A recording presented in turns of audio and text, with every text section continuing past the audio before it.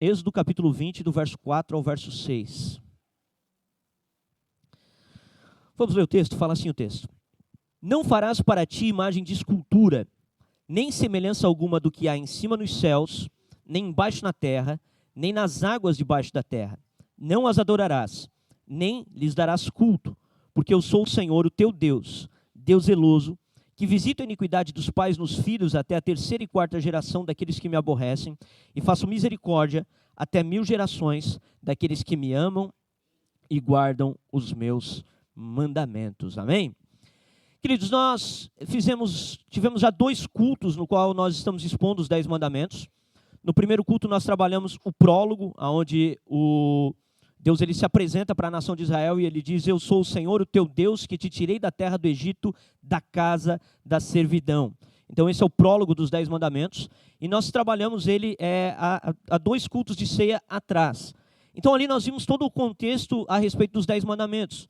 Nós vimos que Deus ele havia conduzido o povo até o Sinai, depois de libertá-los do Egito.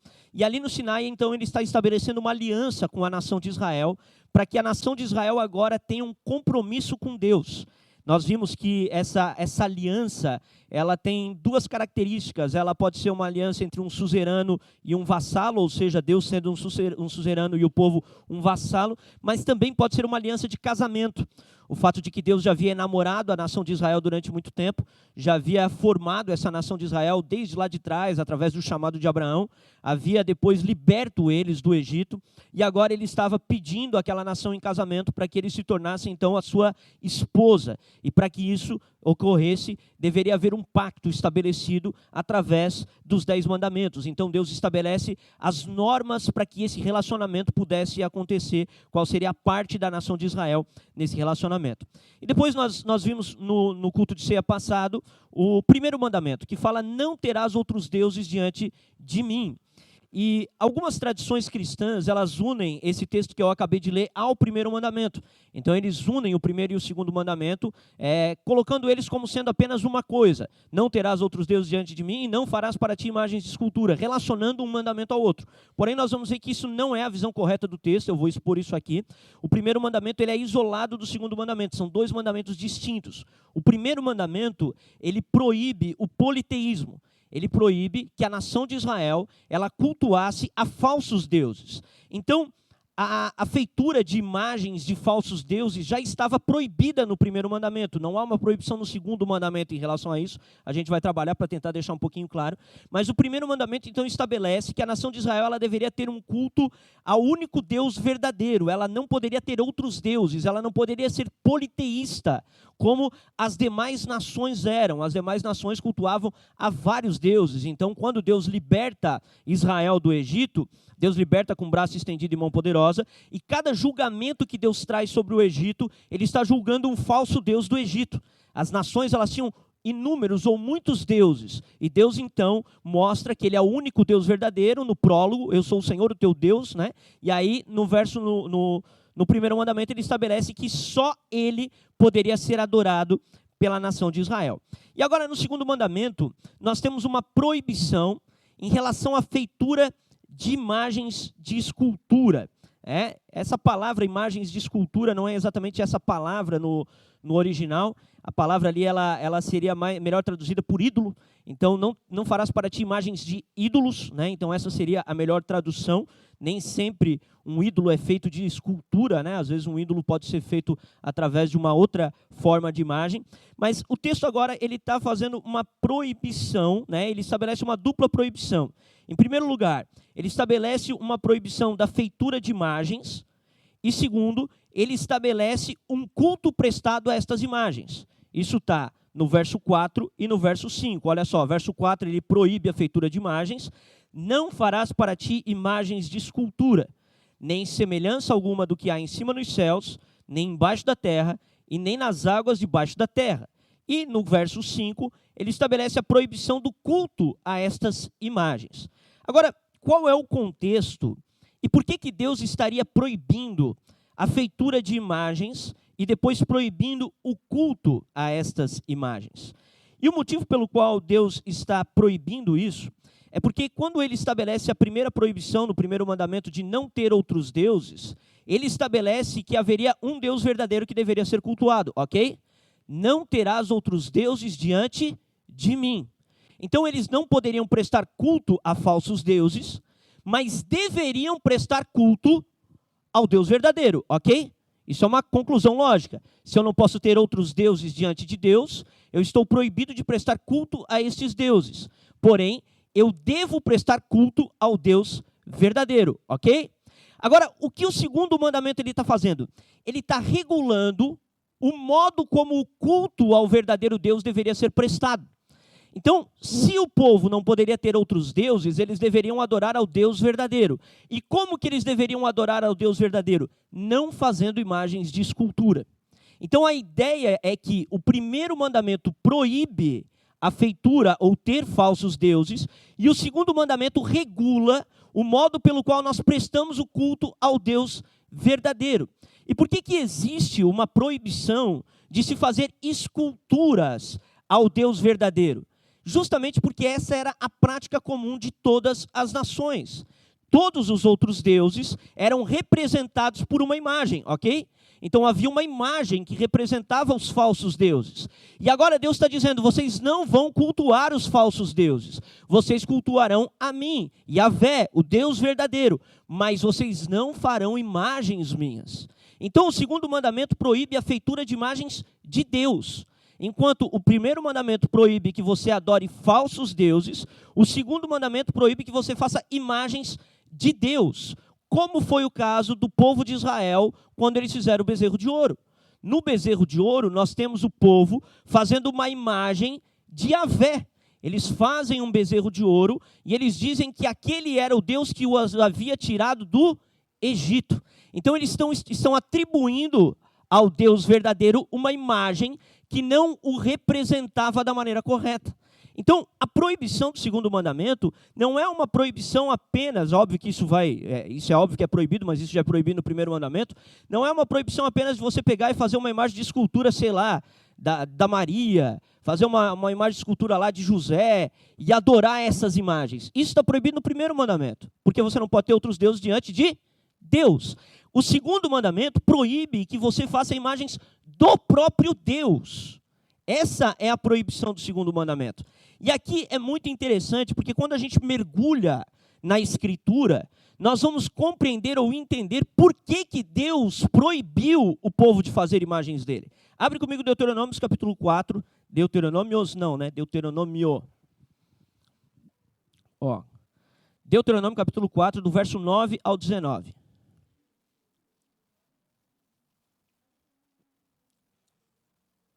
Vocês estão comigo, gente? Vamos clarear a mente, vamos lá.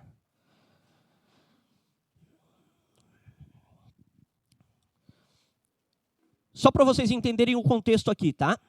Êxodo, que é o texto que nós lemos, Êxodo capítulo 20, conta a história de quando Israel é liberto do Egito, ok? Eles foram libertos do Egito, foram conduzidos até o Sinai. Êxodo 20, eles estão agora no pé do Monte Sinai, recebendo a lei de Deus. Esse é o contexto de Êxodo 20. Deuteronômio capítulo 4 é qual o contexto? A primeira geração já havia morrido no deserto, e a segunda geração agora estava na entrada da terra. Eles estavam às vésperas da terra de Canaã, prontos para entrar na terra de Canaã. E aí Deus agora repete toda a lei para o povo, através de Moisés. Só para vocês entenderem, deutero significa repetição, nômio vem de lei, nomia, né? Repetição da lei, Deuteronômio é repetição da lei. Então, em Êxodo, tu tens a lei sendo dada para o povo da primeira geração, e aí essa primeira geração inteira morre no deserto, e uma segunda geração agora cresce, e eles estão agora na entrada da terra prometida. E Deus, então, agora repete a lei para essa geração, para que eles não quebrem os mandamentos de Deus quando entrarem na terra prometida. Então, Deuteronômio capítulo 4, nós estamos nessa repetição da lei, e Deuteronômio capítulo 5, nós temos a repetição dos 10 mandamentos. Então, Êxodo 20 e Deuteronômio 5 são paralelos, porque nós temos a repetição dos 10 mandamentos em Deuteronômio capítulo 5, só que agora para a segunda geração. E Deuteronômio capítulo 4, Deus então agora está falando para esse povo que vai entrar na terra prometida. E olha o que ele fala. Ele fala o seguinte: então somente guarda-te a ti mesmo e guarda bem a tua alma, que te não se esqueças... Calma aí, perdão, gente.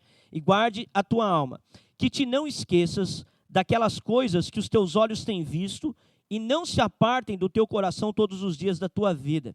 e as farás saber a teus filhos e aos filhos dos teus filhos. Não te esqueças, olha aqui a partir do verso 10, olha que interessante. Não te esqueças no dia em que estivestes perante o Senhor, teu Deus, no Horebe, quando o Senhor me disse, reúne este povo, e os farei ouvir as minhas palavras, a fim de que aprenda a temer-me todos os dias, que na terra viver, e as ensinará a seus filhos.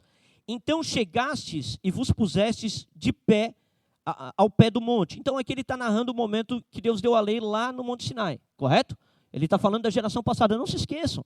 Né? Vocês estavam lá, porque aquela geração que estava ali era criança nessa época, eles viram isso. Né? Então não se esqueçam que vocês estavam lá no pé do monte. E no pé do monte Deus falou com vocês, ele está falando. Né?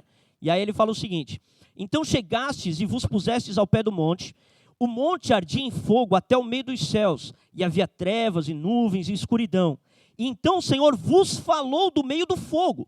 Aqui tem um ponto importante. Os 10 mandamentos, eles foram palavras audíveis de Deus para o povo. O povo escutou os 10 mandamentos. O povo estava no pé do monte, e Deus falou do alto do monte, e o povo escutou os 10 mandamentos, a voz de Deus. O povo ficou tão aterrorizado, que na sequência eles falaram para Moisés, Moisés, não fale mais o Senhor conosco, fale você. E aí Moisés é quem comunica o restante da lei, os outros 603 mandamentos. Mas os 10 mandamentos o povo escutou. E aí ele está narrando esse momento, né? E aí ele fala o seguinte, né, verso 12, onde nós estamos lendo. Então o Senhor vos falou do meio do fogo, a voz das palavras ouvistes. Que palavras são estas? As 10 palavras, o decálogo. A voz das palavras ouvistes, né? Porém, além da voz, não vistes aparência. Então vos anunciou ele a sua aliança, que vos escreveu os 10 mandamentos. E os escreveu em 2 tábuas de pedra. Também o Senhor me ordenou ao mesmo tempo que vos ensinasse estatutos e juízos, para que os cumprisseis na terra, a qual passais a possuir. Então, Moisés está falando, olha, além das 10 palavras que vocês ouviram, Deus me deu estatutos e juízos que eu passei para vocês cumprirem. As outras 603 leis. Guardai, pois, agora verso 15. Guardai, pois, cuidadosamente a vossa alma, pois aparência... Olha o que ele está ordenando aqui, olha que importante o versículo 15. Ele está falando para o povo. Guardai, pois, cuidadosamente a vossa alma, pois aparência nenhuma vistes no dia em que o Senhor vosso Deus vos falou no Horebe. Então ele está dando uma advertência para o povo. Guardem a alma de vocês. Guardem do quê? Da idolatria. Guardem da feitura de imagens. Por quê? Porque vocês não viram aparência. Não havia nenhuma forma no alto do monte. Então ele está aqui explicando, basicamente, o motivo pelo qual o segundo mandamento é dado, pelo motivo pelo qual nós não devemos fazer imagens de Deus. E ele está falando aqui, olha só, aparência nenhuma vistes no dia em que o Senhor vosso Deus vos falou no Horebe, no meio do fogo, para que não vos corrompais e vos façais alguma imagem esculpida na forma de ídolo, semelhança de homem ou de mulher, semelhança de algum animal que há na terra, semelhança de algum volátil que voa pelos céus, semelhança de algum animal que rasteja sobre a terra, semelhança de algum peixe que há nas águas debaixo da terra. Guarda-te, não levante os olhos para os céus e vendo o sol, a lua, as estrelas, a saber todo o exército dos céus, sejas seduzido a inclinar-te perante eles e desculta aquelas coisas que o Senhor teu Deus repartiu a todos os povos debaixo de todos os céus. Então olha que interessante o que Deus está falando em Deuteronômio capítulo 4. Ele está dizendo, ei, vocês lembram no dia que eu coloquei vocês lá no pé do Horebe? Lembra que eu falei para vocês do meio da nuvem? Vocês escutaram a minha voz, mas não havia nenhuma aparência, não havia nenhuma forma. Então guardem-se para que não façam nenhuma imagem do que há debaixo do céu, na terra. Então há uma proibição clara no segundo mandamento da feitura de imagens. Então a religião que estava sendo dada aos israelitas era aniconoclasta, era uma religião que não permitia imagens. Ela tinha símbolos, mas ela não tinha imagens. Que símbolos haviam? Quando você entrava no templo, haviam ali símbolos, havia a Arca da Aliança, havia todas essas coisas, mas não haviam imagens do Deus a quem eles serviam. E isso é uma característica da religião judaica ali, daquela época, né, que hoje o judaísmo que existe hoje é corrompido. Ele não adora o mesmo Deus que a gente, porque a gente adora um Deus trinitário, eles adoram um Deus unitário, eles não reconhecem o Filho de Deus. Então o judaísmo de hoje é corrompido, mas naquela época era uma religião verdadeira, isso que estava sendo comunicado. Então, dentro daquela religião era proibida a feitura de imagens de Deus. Isso, obviamente, passa para o cristianismo, porque o cristianismo ele herda toda essa tradição do Antigo Testamento. Os 10 mandamentos eles permanecem verdadeiros para nós na Nova Aliança, então isso não passou. Então, o cristianismo também é uma religião aniconoclasta, também é uma religião na qual não se permite a feitura de imagens de Deus. Deus não deve ser representado por imagens. E quando a gente começa a entender isso, o texto ele vai continuar falando o motivo pelo qual Deus faz isso, né? E ele vai dizer que ele faz isso porque ele é Deus zeloso. Então ele é Deus zeloso, ou seja, ele é um Deus que tem ciúmes do seu povo. E sempre que o povo faz uma imagem de Deus, ele está criando um Deus falso. Porque Deus não pode ser representado por imagens. Então, quando o homem faz uma imagem de Deus, ele cultua um Deus falso. E ao cultuar um Deus falso, ele é então agora um idólatra. Ele está adorando não o Deus verdadeiro, mas um falso Deus. E isso desperta a ira de Deus, por quê? Porque Deus é Deus zeloso. É Deus que tem ciúmes do seu povo. É Deus que quer se relacionar com o seu povo. Essa é a base, e o texto vai continuar dizendo que por causa desses ciúmes, então, Deus visita a iniquidade dos pais nos filhos até a 3ª e 4ª geração, mas também abençoa até 1000 gerações daqueles que o aborrecem, daqueles que o temem, na verdade, né? Então, nós temos aqui no 2º mandamento uma clara proibição da feitura de imagens de Deus. E eu queria trazer aqui 3 pontos pelo qual fazer imagens de Deus é algo errado. Primeiro ponto, porque Deus se revelou por meio da sua palavra e não por meio de imagens. Esse é o primeiro ponto. Deus não nos deixou um livro com um monte de imagens. Deus nos deixou um livro com a sua palavra. Deus não se revelou por imagens. Deus se revelou pela palavra. Então, o primeiro motivo pelo qual fazer imagens de Deus é errado é porque nós estamos distorcendo a própria revelação de Deus. Se Deus quisesse ser adorado por meio de imagens, ele teria deixado para a gente um livro de imagens. Mas ele não deixou para a gente um livro de imagens, ele deixou para a gente um livro com palavras. Esse é o modo pelo qual Deus quer ser adorado. E isso, gente, é uma clara... Quando a gente olha para o movimento que aconteceu ali na Reforma Protestante, a Reforma Protestante ela veio para resgatar várias coisas que estavam erradas ali, naquele período que é chamado de 1000 anos de trevas. E um dos princípios que foi estabelecido dentro da Reforma Protestante é um princípio chamado sola escritura. Esse é um princípio que nós adotamos lá naquele painel, lá nós temos algumas confissões de fé, coisas que nós cremos como igreja. E o sola escritura é uma das coisas que nós cremos. O que seria o sola escritura? É somente a escritura. A escritura é a nossa única base, a única regra de fé e de prática. Não existe outra regra de fé e de prática, apenas a escritura é que é a base da revelação de Deus. Então, quando nós necessitamos de imagens para adorar a Deus, nós estamos negando o princípio básico do somente a escritura. Eu não preciso de imagem. Eu não preciso de nenhuma imagem para que eu possa conhecer a Deus. Eu não preciso representá-lo por meio de imagens para ensinar a outros. Não preciso. O que eu preciso é da escritura, eu preciso das suas palavras. Então esse é o primeiro ponto, o primeiro motivo, gente, pelo qual fazer imagens de Deus é uma coisa errada. Isso distorce o princípio do sola escritura, distorce o princípio da própria autorrevelação de Deus. Deus se revelou desse modo. Quando ele apareceu para Moisés, ele disse, eu sou o que sou.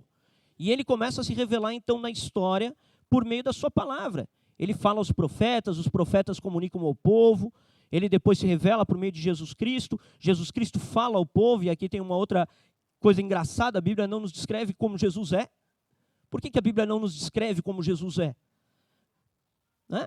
Por que não tem nenhuma descrição física? Davi é descrito, Saul é descrito, existem vários homens que são descritos na Bíblia, a sua aparência é descrita, mas Jesus não. O homem mais importante que já passou por esse mundo, vocês já pararam para pensar que a Bíblia não fala nada? Se ele era alto, baixo, magro, não fala nada. Não tem nenhuma descrição de Jesus na Bíblia. Por quê? Porque não cabe a nós conjecturar como Jesus era. O que cabe a nós é absorver as palavras de Jesus. Porque o princípio da revelação é a palavra.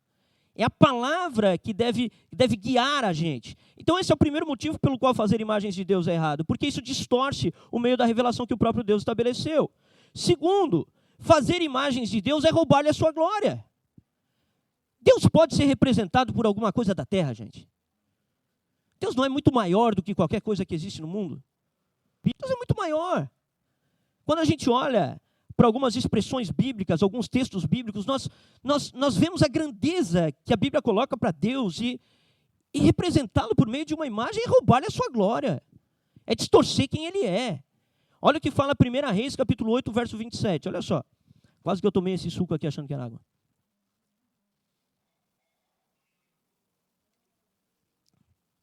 1 Reis, capítulo 8, verso 27. Olha que interessante.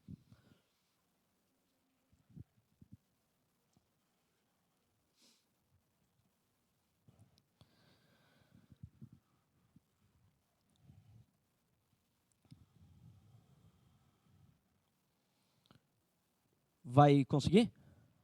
Travou. Ah, não, a gente trocou o computador. O computador vai para ser novo? Vamos lá. 1 Reis 8, 27. Mas de fato, habitaria Deus na terra? Olha que interessante. Gente, vamos pegar aqui 2 ganchos antes de eu continuar a leitura desse texto. Lembra que na proibição, ele fala, não farás para ti imagens de escultura. E aí ele fala, nem do que está na terra, debaixo da terra, no mar. E aí quando a gente lê lá o texto de Deuteronômio capítulo 4, ele vai repetir isso aí tudo. Não, vocês não viram imagem para que vocês não se corrompam e façam imagem de alguma coisa que está debaixo do céu, né? E aí ele começa a falar de tudo que existe na terra, né? Então, o texto de 1 Reis 8, 27 começa, mas de fato habitaria Deus na terra? E aí ele fala o seguinte, eis que os céus e até os céus dos céus não podem lhe conter, quanto menos esta casa que eu edifiquei. Então olha que interessante o que 1 Reis capítulo 8, verso 27 vai dizer. Ele fala, acaso habita Deus na terra? Será que habita Deus na terra? E a resposta é, obviamente, que não. Por que não? Porque nem mesmo os céus podem contê-lo. Nem os céus são suficientes para conter a grandeza de Deus. Como que poderia Deus ser representado por alguma coisa que nós vimos na terra? Como que poderia ser Deus representado por qualquer tipo de imagem que os olhos humanos eles possam imaginar? Deus não pode ser representado porque nem mesmo os céus podem contê-lo. Quando a gente olha algumas outras descrições de Deus na Bíblia, a gente vê que, por exemplo, a Bíblia ela diz que Deus ele mede os oceanos com a concha da sua mão. Mede os oceanos com a concha da sua mão. Obviamente que isso é uma linguagem antropomórfica, né? Isso é uma linguagem na qual Deus ele toma uma forma de homem a fim de comunicar para nós um conteúdo, porque Deus ele é espírito, nem sequer tem mão, né? Então, mas ele mede com a concha da sua mão. Ele mede com a concha da sua mão. A Bíblia fala que a terra é como o estrado dos seus pés. A Bíblia fala que a nuvem é a poeira dos seus pés. Quem é que já subiu no Morro Azul quando as nuvens estavam por baixo? Eu já subi, é lindo. Aquilo ali é a poeira do pé de Deus na linguagem figurada da Bíblia. É a poeira dos seus pés. Então, como que uma imagem poderia representar a Deus? Fazer imagens de Deus é roubar-lhe a sua glória. Ele é muito maior do que qualquer imagem que nós possamos fazer. Deus não pode ser representado por meio de imagens, porque isso lhe rouba a sua glória, rouba a sua grandeza. E Deus é muito maior do que qualquer coisa que a mente humana possa imaginar, ela possa enxergar. Deus é grande, amém? Então esse é o segundo ponto pelo qual nós não podemos fazer imagens de Deus. Terceiro ponto pelo qual nós não podemos fazer imagens de Deus. É porque fazer imagens de Deus é criar um Deus conforme a nossa imaginação, e não conforme a revelação. Se eu faço uma imagem de Deus, eu estou criando um Deus como eu imagino que Ele é, não como a Bíblia diz que Ele é. Então, criar imagens de Deus é criar um Deus conforme a sua própria imaginação. Nós estamos imaginando, eu acho que Deus deve ser assim, aí vai lá, pinta. Não, eu acho que Ele deve ser assim, aí vai lá, escreve. Não, Deus não pode ser representado por imagens, porque a nossa imaginação não tem capacidade de conceber a sua grandeza. Nós não podemos representá-lo da maneira adequada. Deus não pode ser representado pela imaginação dos homens. Deus só pode ser representado pela palavra. A Escritura é a única fonte autorizada de revelar quem Deus é. Não desenhos, não formas, não imagens, não esculturas. Essas coisas não podem revelar quem Deus é. Elas não podem trazer uma revelação plena da grandeza do nosso Deus. Então esse é o terceiro aspecto pelo qual fazer imagem de Deus é errado. Porque nós estamos criando um falso Deus. Nós estamos criando aquilo que a Bíblia chama de ídolo. Um Deus como nós achamos que Ele é. E os homens são craques em fazer isso. São ou não são? Não, esse aqui é o meu Deus. Eu já ouvi gente falar assim, não, o Jesus que eu adoro não é assim, não. Eu adoro o outro Jesus. Então não é Jesus que você adora, cara. Se não é o Jesus da Escritura, se não é o Deus da Bíblia, é um ídolo. É uma imagem criada pelos homens. Ele é fruto da imaginação dos homens. Ele não é o Deus da Bíblia. Então, nós podemos sim fazer imagens de Deus e adorá-la, achando que estamos adorando ao Deus verdadeiro. Mas, na verdade, estamos adorando um ídolo, porque estamos criando um Deus conforme a nossa imaginação, como nós pensamos que Ele é. Eu me lembro que antes de eu me converter, eu gostava do Jah Rastafari, né? Era o Deus que eu achava legal. E eu achava que ele era o Deus verdadeiro, né? Então, como eu era maconheiro, eu gostava do Jah Rastafari, porque, né, ele me apoia naquilo que eu acho legal. E os homens vão criando, cada um cria um ídolo para si, cada um cria um Deus para si. Não, o meu Jesus é um Jesus... Não, o meu Jesus não é esse Jesus aí, não. Esses dias o Ed Renekiewicz, quem conhece o Ed Renekiewicz? Cara, o cara é terrível, um herege da pior estirpe que tem no Brasil. O cara é um filho do diabo. E esse cara, ele falou assim, o Deus que eu sirvo não é fogo consumidor. Eu falei, pô, mas que Deus que o cara serve, cara? Se na Bíblia diz que ele é fogo consumidor. E ele estava querendo usar isso para descrever que o Jesus que ele serve é mais amoroso do que o Jesus que os cristãos servem. Mas então não é o Jesus verdadeiro. Não é o Jesus da Bíblia.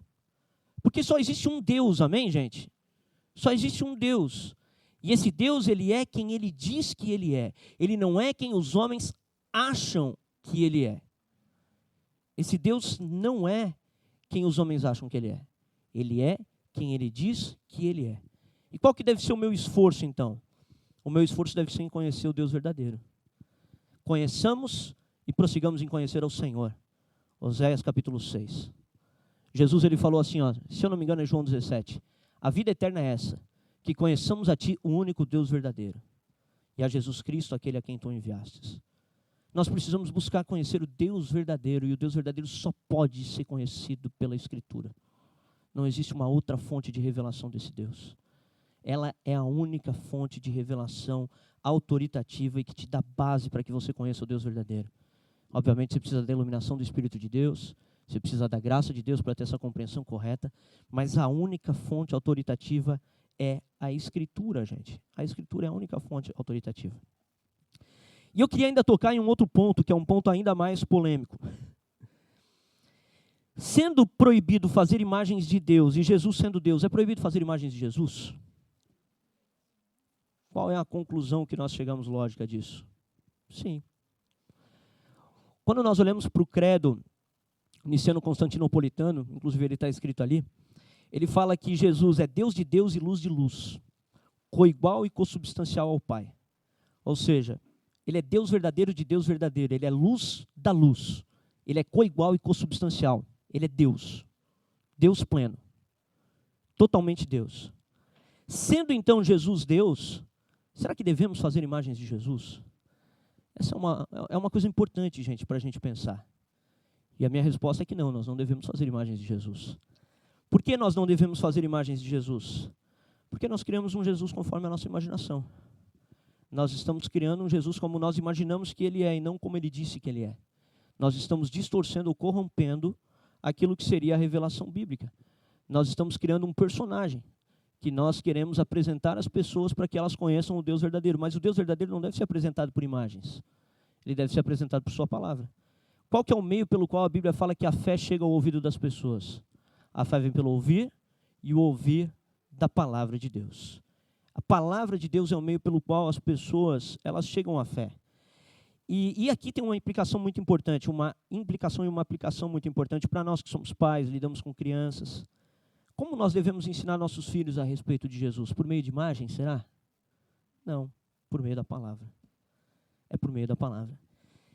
Existe hoje uma ideia de que para uso pedagógico as pessoas podem usar a figura de Jesus. Então eu vou usar a figura de Jesus para ensinar a criança a respeito de Jesus. O problema é que a criança ela vai crescer com uma imagem de Jesus que não é verdadeira. Eu tenho filho. E o que acontece? Geralmente, quando a gente faz imagens de Jesus, como que é a imagem de Jesus que a gente faz? É sempre um Jesus, ele está com aquela roupinha branca, aquele negócio vermelho, dando um sorrisão, assim, né? Mas será que isso representa quem Jesus é? Será que Jesus está sempre feliz? A Bíblia fala que Deus é um Deus que sente indignação todos os dias. Será que ele está sempre feliz, sempre sorrindo? Será que ele acha legal tudo? Tudo é legal para ele? Ou será que tem coisa que ele odeia? Será que tem coisa que ele fica irado? Então, nós quando criamos imagens, nós tendemos a representar apenas uma faceta de Jesus. De fato, ele é gracioso. Creio que Jesus era um cara simpático, as crianças vinham ter com ele, gostavam dele. Mas não sou autorizado a pegar uma faceta dele e desenhar essa faceta dele e colocar ela como sendo a representação correta dele. Porque isso cria um imaginativo na mente da criança. Quando a criança vai orar, o que ela vai lembrar? Ela vai lembrar da imagem daquele Jesus que ela desenhou. Essa é a imagem que ela vai lembrar. Quando, na verdade, nós deveríamos ensinar os nossos filhos não pelas imagens, mas pela palavra. E é muito interessante porque nós perdemos no tempo moderno aquilo que era uma prática comum da igreja há séculos atrás, os catecismos. As pessoas olham a palavra catecismo e acham que é coisa de católico. Isso não é coisa de católico, tá? Protestantes também usam catecismos. E o que são os catecismos? São coisas feitas para você ensinar crianças. Então você tem lá, pergunta 1, vamos lá. Quem Deus é? Aí vem a resposta. Deus é um Deus trino, né? E aí você vai ensinando isso para a criança e a criança vai decorando esse catecismo. E aí ela vai tendo dentro da cabeça dela informações da palavra e não imagens que vêm, né, que ficam gravadas na cabeça dela, né? Então eu escrevi uma frase aqui, eu coloquei assim, nós somos chamados a fixar as palavras de Jesus em seus corações, nos corações das crianças, e não uma imagem nas suas mentes. Nós somos chamados a fixar as palavras de Jesus nos seus corações, e não uma imagem na sua mente. Nós precisamos fazer as crianças amarem a palavra do Senhor. Elas precisam conhecer a palavra de Deus, elas precisam amar essa palavra. Essa palavra é a verdade. E aqui fica uma aplicação. Você tem fixado a palavra de Jesus no coração dos filhos, ou você tem apresentado apenas imagens de Jesus para as crianças? E isso coloca uma responsabilidade muito grande dos pais. Porque é muito mais fácil você colocar um desenho de Jesus na TV e deixar a tua criança assistindo o desenho de Jesus, do que você pegar, abrir a Bíblia e ensinar a Bíblia para ela. Você fazer um catecismo com ela, isso demanda tempo, demanda esforço, demanda trabalho. Isso dá trabalho, dá ou não dá, gente? Dá trabalho. Porque você tem que sentar com a criança às vezes está desatenta. Ei, olha aqui, deixa eu ler contigo. Aí é mais fácil, não, vou colocar um desenho de Jesus aqui, aí eu vou deixar a criança assistindo Jesus e o desenho vai ensinar quem Jesus é para o meu filho. Não, não é papel do desenho, é papel dos pais, gente. Deuteronômio capítulo 4, ou capítulo 6, perdão, a partir do verso 4. Ele vai falar que são os pais que devem ensinar a palavra de Deus a seus filhos. É os pais que precisam ensinar. Gente, a gente tem o cultinho infantil aqui atrás. Ele é maravilhoso, importante. Nossas professoras são maravilhosas, cara. Elas ensinam Bíblia mesmo para as crianças. As crianças já aprenderam os 10 mandamentos ali atrás. Aprenderam um monte de coisa top. Mas deixa eu te falar, não é isso ali que vai fazer o teu filho virar um crente, cara. É tua responsabilidade ensinar as palavras de Jesus para os teus filhos. Não é trazê-los apenas para a igreja que vai torná-los cristãos. Você acha que a gente vai conseguir combater 6 semanas de televisão, de informação secular, com 1 hora de ministério infantil? Isso não é um combate, cara. É uma guerra desleal. Então, se os pais não tiverem essa consciência, eles tendem a negligenciar o seu papel de fixar as palavras de Jesus no coração dos seus filhos. Esse é o papel dos pais, fixar as palavras de Jesus no coração dos seus filhos. Essa é uma outra aplicação que eu queria trazer aqui. Nós somos chamados, então, a representar ou apresentar Jesus do modo como ele quis ser apresentado, por meio da sua palavra. É assim que Jesus quer ser conhecido. Ele não quer que a sua imagem seja cultuada, ele quer que a sua palavra seja reverenciada e que seja prestado um culto público a ele, não por meio de imagens, mas por meio de uma adoração em espírito e em verdade. Uma adoração que o adora no interior da alma e o adora de verdade, ou seja, ao Deus verdadeiro. Uma adoração correta. Esse é um outro ponto, um ponto importante, que eu acho que nós precisamos sempre estar atentos, né? Lá em casa, a gente tem começado a observar essa questão das imagens de maneira mais séria e rígida, deve fazer o quê? Uns 8, 9 meses, Cheiro? Uns 9 meses. E é um desafio, porque a gente também sempre utilizou as imagens como meio pedagógico, né, para ensinar o nosso filho antes disso. E depois que eu entendi isso, eu falei, não, meu filho não vai mais ficar vendo desenho de Jesus. Se ele quiser ver um desenho de Paulo, pode. Paulo não é Deus, né, pode representar Paulo. Mas não vai mais ficar vendo desenho de Jesus. Eu vou ensinar quem é Jesus para o meu filho. E isso envolve hoje, todo dia de meio-dia, a gente lê a Bíblia com ele, a gente faz um catecismo com ele, para que ele possa aprender as palavras do Senhor Jesus. Isso demanda tempo, né? Então a gente precisa entender que nós não somos habilitados a usar as imagens para representar Jesus, porque aquele Jesus não é o Jesus verdadeiro. Ele é um Jesus da imaginação das pessoas. E aqui vai o último ponto de aplicação, que esse eu acho que seria o mais importante para nós aqui. O perigo de nós criarmos falsos cristos. A igreja brasileira, evangélica, mundial, isso não é só um problema do Brasil, muitas vezes não cria imagens de Jesus por meio de desenhos, mas cria imagens de Jesus por meio de teologias falsas. Falsas teologias, como eu falei do caso do Ed René Kivitz, que o Deus dele não é Deus que é fogo consumidor. O que ele está criando ali? Ele está criando um ídolo, ele está criando uma imagem de um falso Cristo. E muitas vezes, gente, nós podemos ter no nosso imaginativo imagens de Jesus que não o representam da maneira correta. Muitas vezes nós podemos ter sido educados a respeito de Jesus e aprendido a respeito dele de maneira equivocada.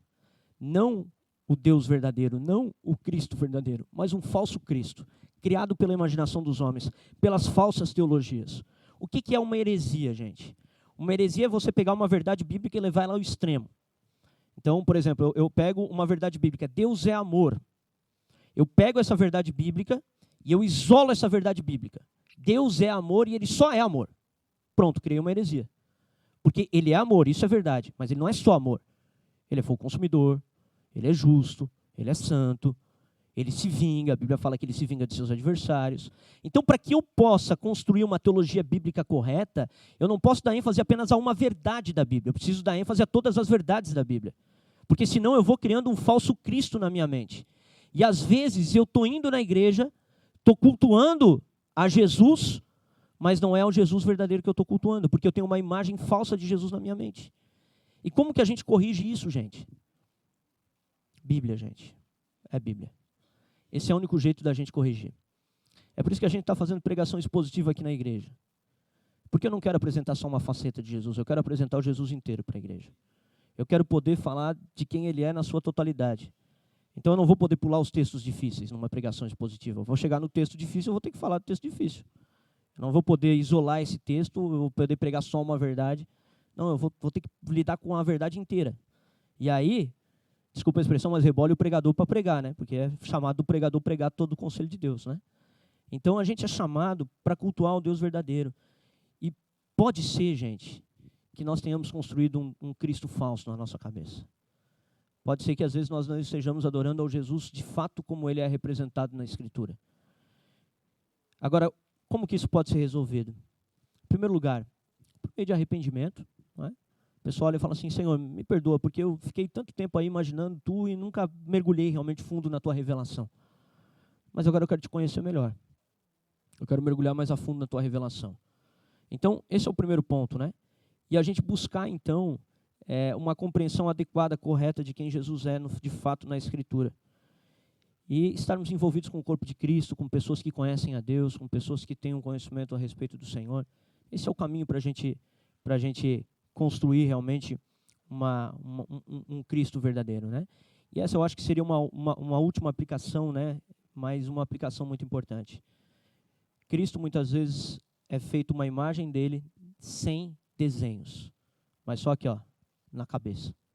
Eu imagino Jesus do jeito que eu acho que ele é, e aí eu sirvo aquele Jesus que eu imagino ele do jeito que ele é. Mas ele é como a Bíblia diz que ele é. Amém? E para a gente concluir, gente, a conclusão disso tudo é a seguinte: existe apenas um Deus, e a Bíblia fala que ele é um Deus invisível. Abre comigo 1 Timóteo 1,17.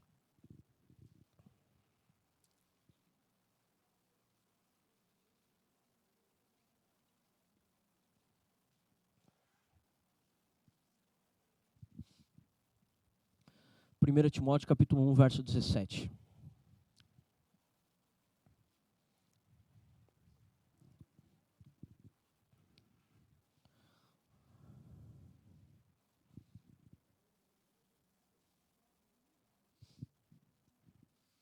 Olha só. Assim, ao Rei eterno, imortal, invisível, Deus único, honra e glória pelos séculos dos séculos. Amém. Existe apenas um Deus verdadeiro.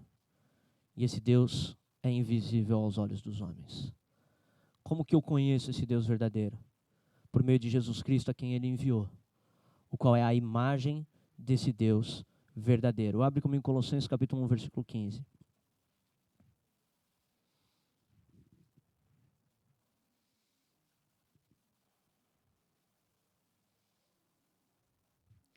Colossenses capítulo 1, versículo 15.